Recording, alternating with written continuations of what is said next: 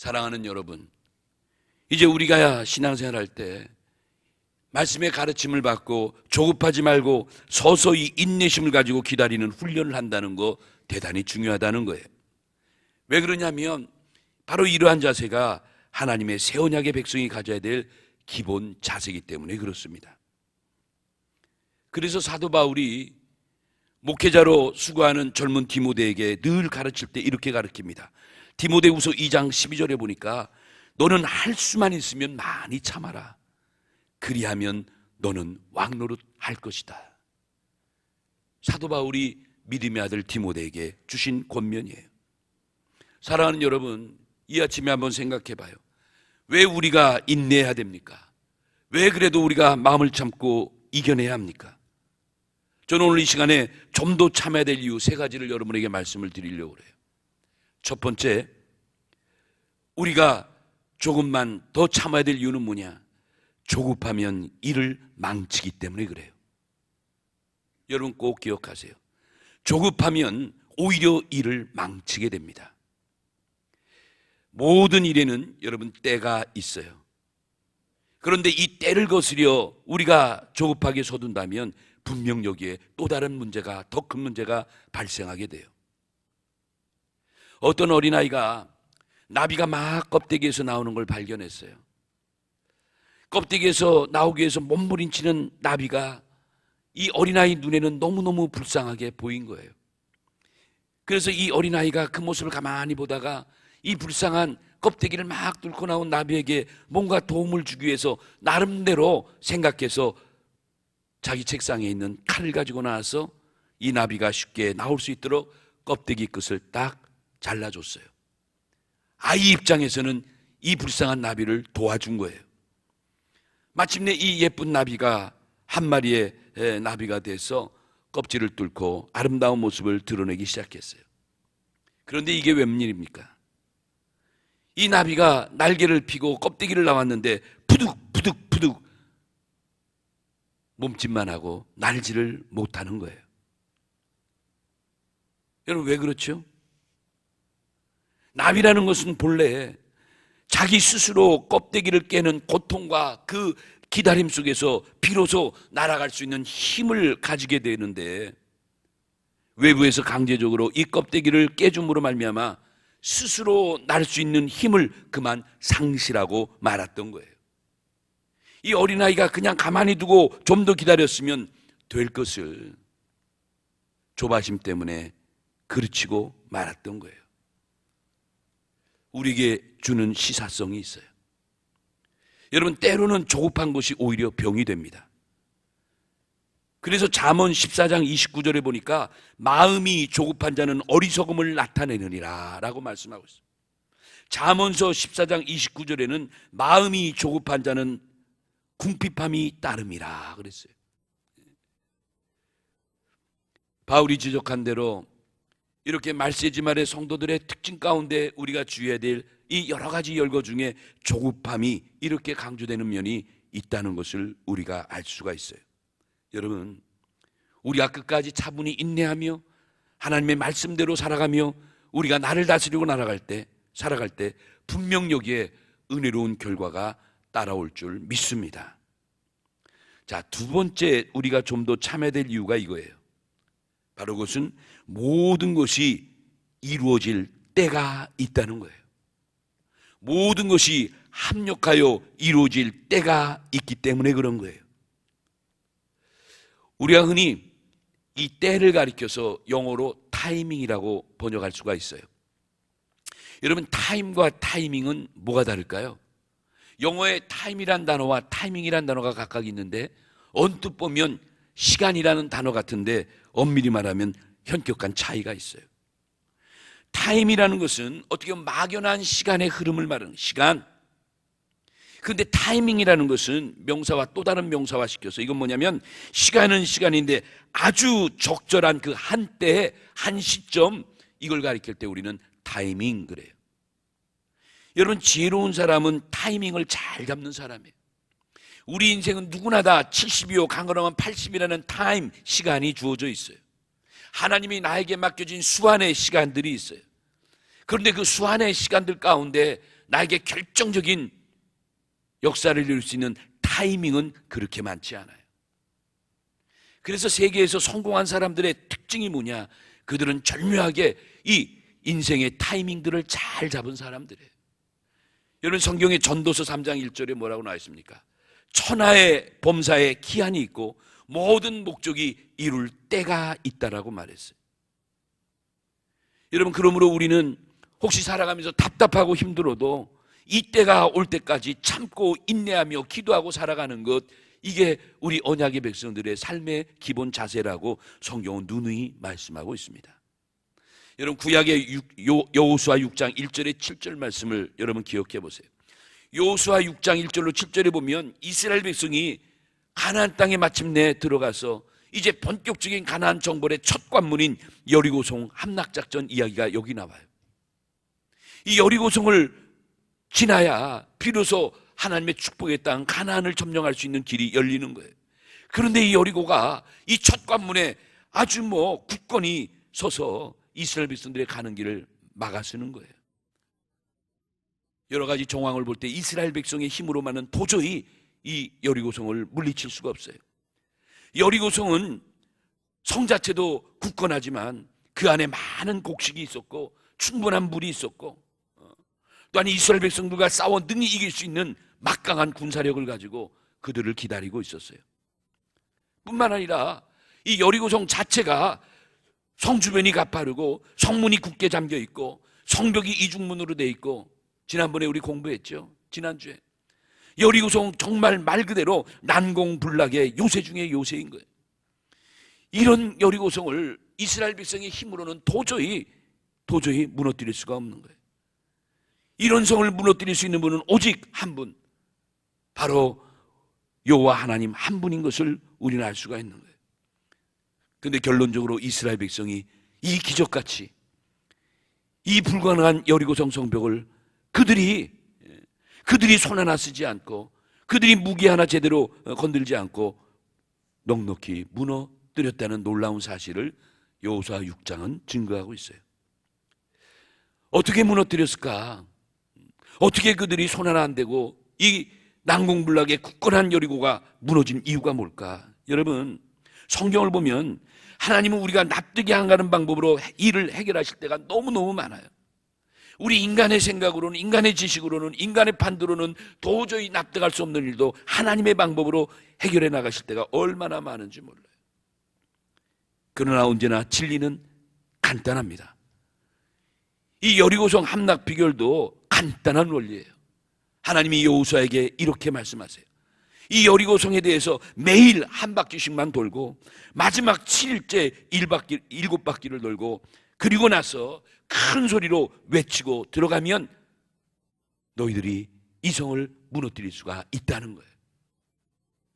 여러분, 인간의 상식으로 이게 납득이 됩니까?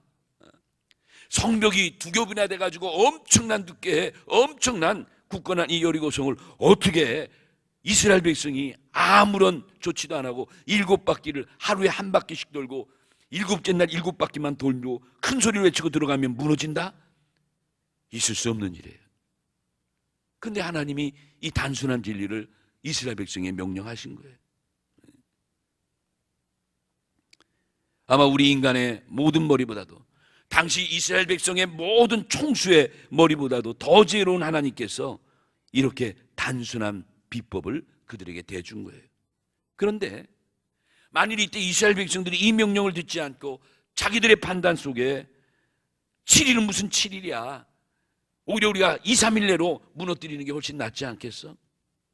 혹시 우리가 빙빙 돌다가 저들이 우리가 아무 무장도 하고 있지 않은 걸 알고선 습격해오면 우린 그만 졸지에 당하고 마는데 이렇게 시간 끌 필요 있겠어? 나름대로 여러 가지 생각을 합니다. 그들이 결국 어떻게 하죠? 그래도 하나님의 말씀 앞에 순종했어요. 그래서 하루에 한 바퀴씩 돕니다. 조급해도, 마음이 급해도, 승리를 맛보고 싶어도 그래도 참고 둘째 날 한 바퀴, 셋째 날 한 바퀴, 여섯째 날까지 한 바퀴만 돌고 자제한 거예요. 그리고 일곱째 날 마침내 일곱 바퀴를 돌고 큰 소리를 부르며 여리고성을 향해 달려갔을 때 놀라운 일이 벌어져요. 그렇게 난공불락의 이중성벽인 여리고성이 무너지기 시작합니다. 이게 인간의 힘이고 이게 인간 머리로는 이해가 안 가는 거예요. 성벽이 넘어지되 그 돌들이 다 안쪽으로 넘어졌대. 안쪽으로. 왜 안쪽으로 넘어졌을까? 혹시나 돌 한 개라도 튕겨나가서 바깥쪽으로 떨어지다가 밀고 들어오는 이스라엘 백성들이 깔리거나 사고나거나 사상자가 날까봐 하나님은 그것까지도 세밀하게 염두에 두시고 여리고의 성벽들이 다 안쪽으로 쓰러지게 했다는 거예요. 여러분, 하나님이 이런 하나님이셔요. 이런 하나님이셔요. 이런 하나님의 역사하심을 우리가 온전히 믿을 때, 여러분, 우리가 하나님 말씀 앞에 순종하는 삶이 지혜로운 삶이지, 여기서 조급해가지고 인간적인 판단을 가지고 만약에 2, 3일 만에 승리를 우리가 맛보자고 하루 만에 7바퀴 다 보려고, 여러분 한번 그렇게 했으면 어떻게 될까요? 아마도 여리고 함락작전은 이내 실패로 돌아갔을 것이 뻔한 일이에요. 제가 드리고 싶은 말씀이 여기 있는 거예요. 이처럼 모든 것이 이루어질 때가 있는 거예요. 그러니까 우리가 조금 더 참고 조금 더 기다리면 행복한 때가 반드시 우리에게 찾아올 줄로 믿습니다. 사랑하는 여러분, 하나님의 약속의 말씀도 응답될 그 때가 있는 법이에요. 하나님의 약속이 아무 때나 이루어집니까? 그렇지 않아요. 우리 주님 다시 오신다는 재림의 약속도, 여러분, 우리는 어서 빨리 오길 기다리고 있고, 그렇죠? 준비되지 못한 사람들은 좀 더 있다 오시기를 바랄 거예요. 그런데 우리가 원한다고 일찍 오고 원한다고 늦게 오시고 그렇지 않아요.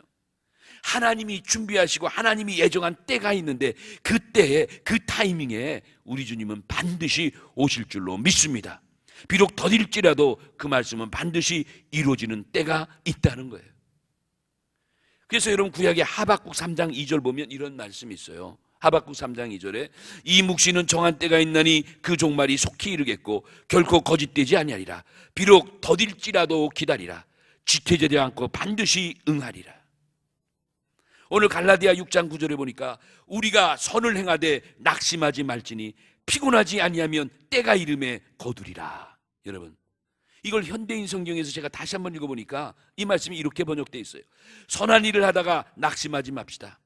포기하지 않는다면 반드시 거둘 때가 당신에게 올 것입니다. 여러분, 우리가 선한 일을 하고 옳은 일을 해보겠다고 나름대로 남모르게 얼마나 많은 노력과 얼마나 많은 수고를 다하고 있습니까? 그럼에도 불구하고 우리는 너무너무 실망스러운 경우를 만날 때가 있어요. 목회도 그렇고 학교생활도 그렇고 직장생활도 그래요.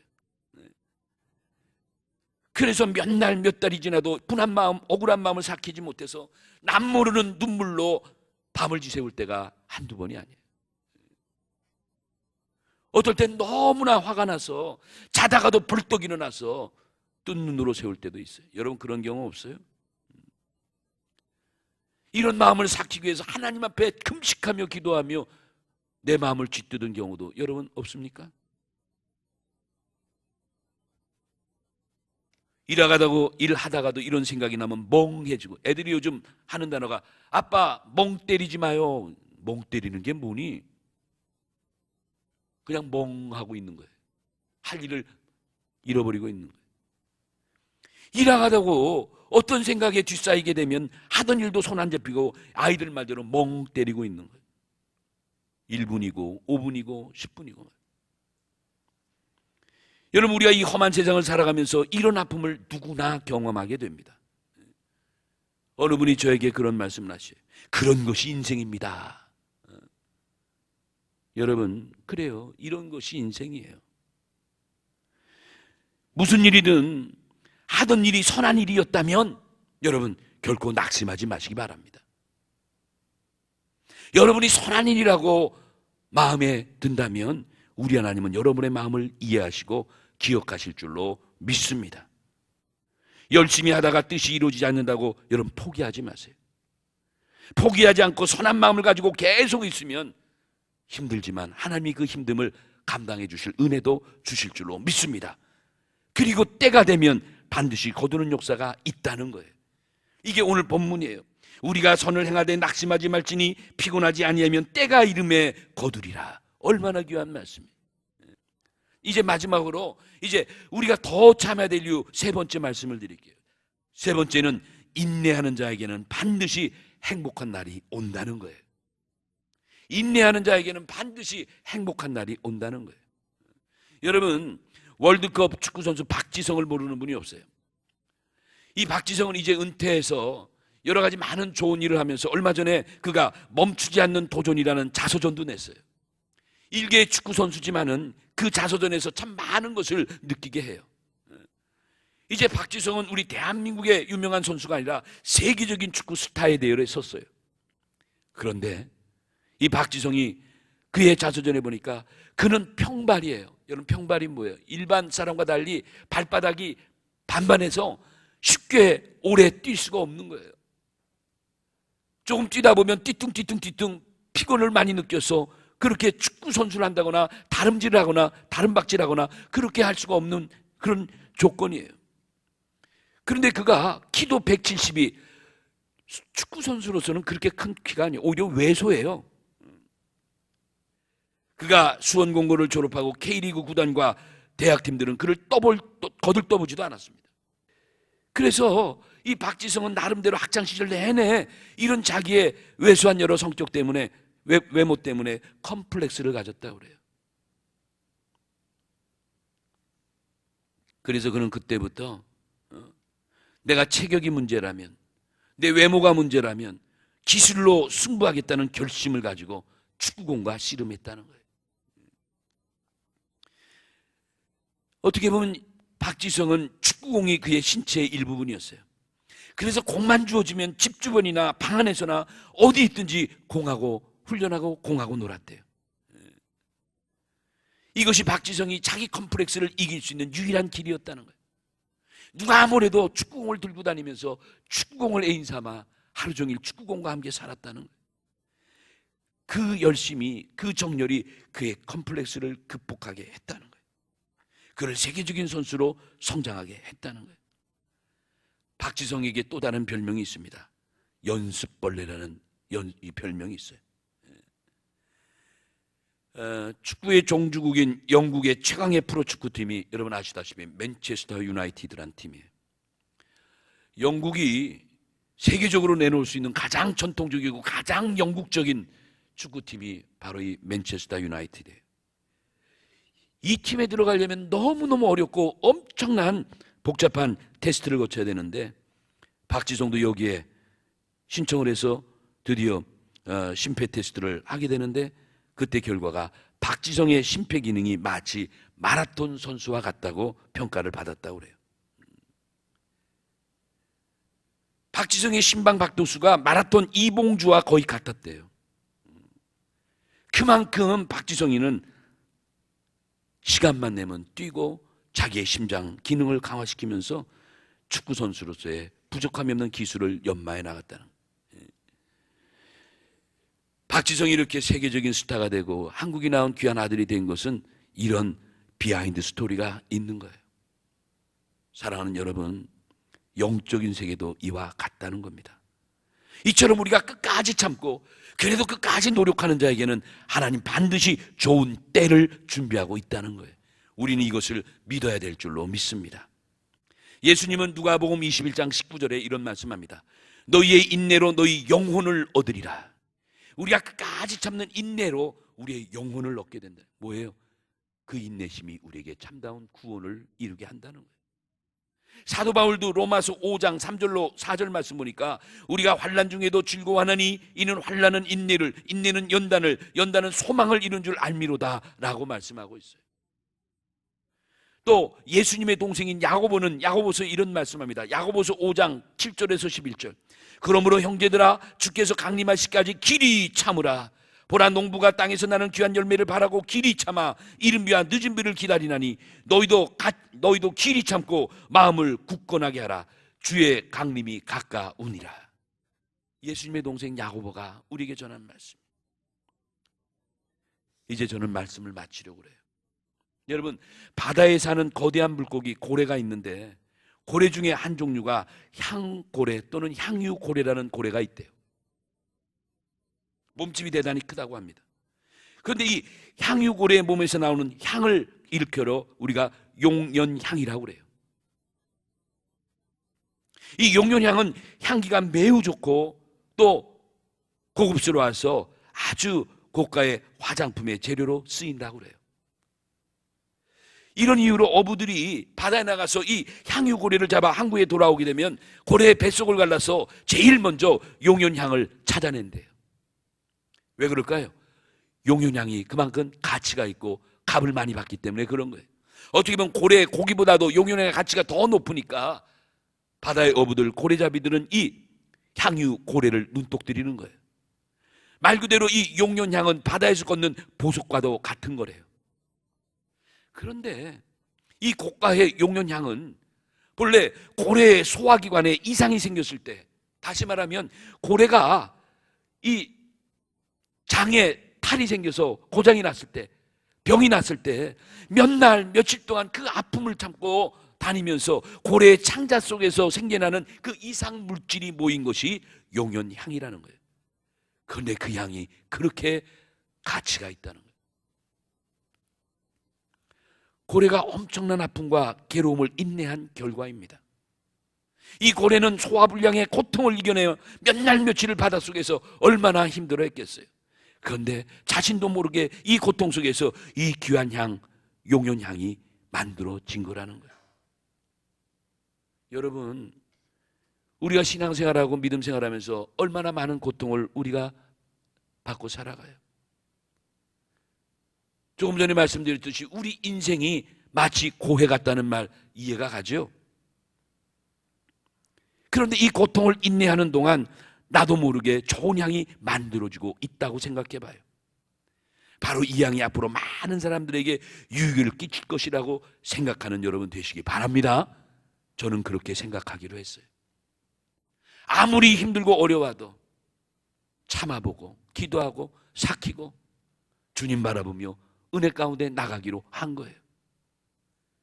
성경에 보니까 고린도후서 2장 14절 이하에 바울이 그런 말씀을 했더라고요. 그리스도의 향기가 있는데 이 그리스도의 향기를 그리스도를 믿는 우리 모든 믿음의 사람들이 풍겨야 될 냄새라고 그는 말해요. 그리고 그 그리스도의 향기가 이웃을 생명으로부터 생명에 이르게 하는 역사가 있다고 말씀하고 있어요.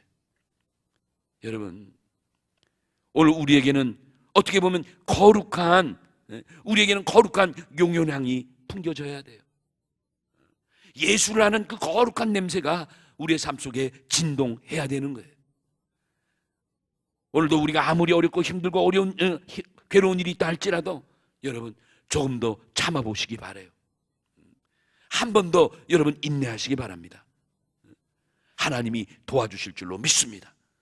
하나님은 살아계시니까 모든 인간들은 하나같이 예외 없이 문제가 있다고 친다면 하나님은 온전하신 분 아닙니까? 그분이 나를 기억하시고 나의 기도를 들으시고 내 삶을, 내 인생을 살펴보신다면 반드시 우리가 참을 때 한때를 준비하시고 그때를 우리에게 베풀어 주실 줄로 믿습니다. 여러분, 반드시 행복한 인생이 펼쳐지기 시작할 줄로 여러분 믿고 아무리 힘들고 어려운 오늘도 극복해 나가는 이러한 참다운 지혜가 우리 모두에게 임해야 될 줄로 믿습니다. 오늘 귀한 이 말씀 갖고 때를 따라 돕는 은혜를 가지고 주 안에서 끝까지 승리하시고 몸된 교회를 통해서 영광 돌리는 우리의 모든 성도들 되시길 예수님의 이름으로 축원합니다.